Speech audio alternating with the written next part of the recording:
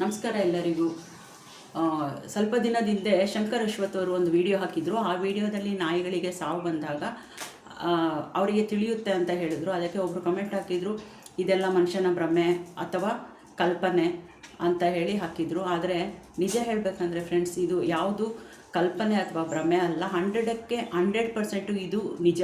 ಇದು ಸೈಂಟಿಫಿಕ್ ಆಗಿ ಪ್ರೂವ್ ಆಗಿದೆ. ಅದು ಹೇಗೆ ಅಂತ ಹೇಳಿ ಈ ವಿಡಿಯೋದಲ್ಲಿ ಪೂರ್ತಿಯಾಗಿ ಹೇಳಿದ್ದೀನಿ.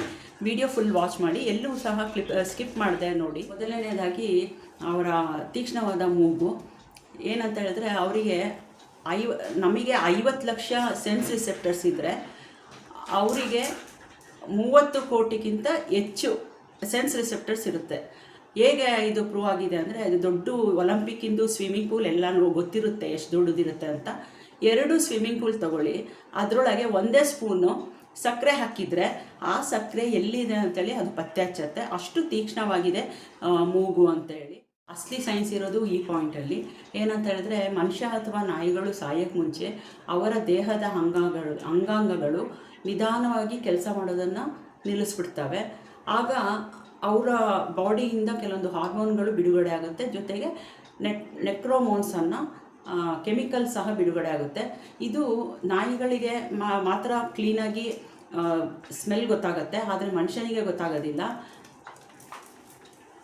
ಹಾಗಾಗಿ ಅವ್ರು ಏನಂತ ಹೇಳಿದ್ರೆ, ವಿಚಿತ್ರವಾಗಿ ಅಳಕ್ಕೆಲ್ಲ ಸ್ಟಾರ್ಟ್ ಮಾಡ್ತಾರೆ ಮತ್ತು ನಮ್ಮ ಜೊತೆಗೆ ಇರಬೇಕು ಅಂತ ಎಲ್ಲ ಬಯಸ್ತಾರೆ.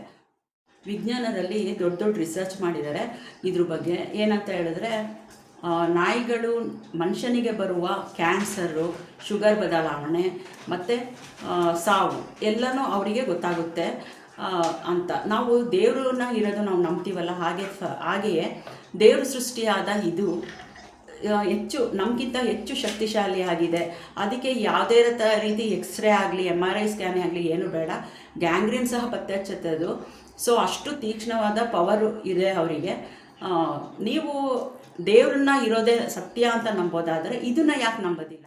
ಇದನ್ನೆಲ್ಲ ಭ್ರಮೆ ಅಂದ್ಕೊಂಡ್ರೆ ಪ್ರಕೃತಿಯ ಪವಾಡಗಳನ್ನು ನಂಬೋದು ಆಗಲ್ಲ.